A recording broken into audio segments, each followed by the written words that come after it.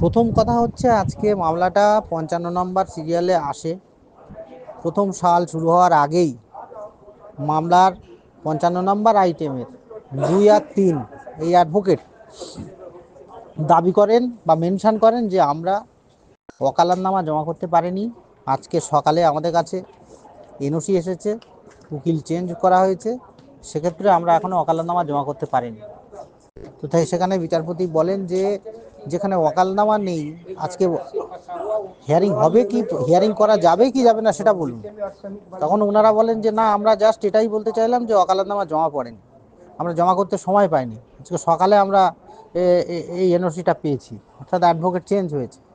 তো সেক্ষেত্রে বিচারপতি বলেন যে যেখানে সেক্ষেত্রে আমাদের কুণাল চ্যাটার্জি তিনিও বলেন যে রিকোয়েস্ট করেন, আমাদের বিষ্ণুবাবুও রিকোয়েস্ট করেন মাইলট শোনা হোক। সেক্ষেত্রে বারবার বলা হয় কি না, যেখানে ওকালতনামায় জমা পড়েনি সেখানে হিয়ারিং কি করে হবে। তো এক্ষেত্রে আমরা পরিষ্কারই বুঝতে পারছি যে এটা আর একটা ছলনা। ডেট কি করে আর একটা নেওয়া যায়, কি করে সময় পিছিয়ে দেওয়া যায়, কি করে নিয়োগ প্রক্রিয়া আটকে রাখা যায়, তার একটা প্রক্রিয়া। কারণ আজকে অবশ্যই এটাই সলিউশন হতো যে মামলা ডিসমিস হয়ে যাওয়ার সম্ভাবনা ছিল।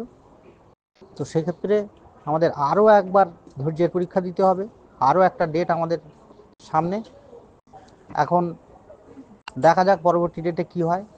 অনেকে বলছেন যে বলার চেষ্টা করছেন আমাদের অনেক সহযোদ্ধারা যে আমাদের অ্যাডভোকেট আরও বেশি করে বলতে পারত, কিন্তু সেখানে বলার অপশানটা খুবই কম, কারণ হিয়ারিংটা যেখানে শুরু হয়নি সেখানে বলবে কি করে, 1 নাম্বার। 2 নাম্বার হচ্ছে যখন কেউ মেনশন করেন কোর্টের মধ্যে, আইনের মধ্যে, প্রথম হচ্ছে মেনশন করার সময় কেউ ডিস্টার্ব করা যায় না, বা কেউ কথা বললে সেখানে ডিস্টার্ব করা যায় না। ওনার বলার শেষে অন্য কেউ বলতে পারেন, প্রথমজন বলার সাথে সাথেই যখন হিয়ারিংটা ক্যান্সেল হয়ে গেল, সেখানে আর দ্বিতীয় ব্যক্তি বললে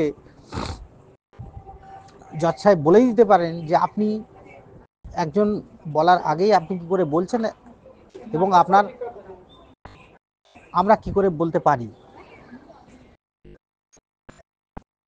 তো জজ সাহেব আবার একটা ডেট আশা করি দিয়েছেন, সেই ডেটে আশা করি আরও লড়াই হবে।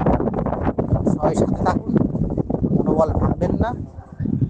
আমরা বিরোধী পক্ষ যতই ছলনা করুক না কেন, আমরা কিন্তু জিতবই, এই আশা রাখি। বিশ্ববাবু আবার বলার চেষ্টা করেছিলেন মাইলট আমাদের ইমপ্লিমেন্ট ফাইল আপনি শোনার চেষ্টা করুন বা আপনি করুন, তখনই জজ সাহেব নিজে বললেন 56। তার মানে উনি যখন হিয়ারিংটা শুনলেন না তাহলে আর কারোর কথা আর শুনতে চাইলেন না। আগামী দিনের দিকে, ডেটের দিকে আমরা তাকিয়ে থাকি, কেউ মনোবল হারাবেন না।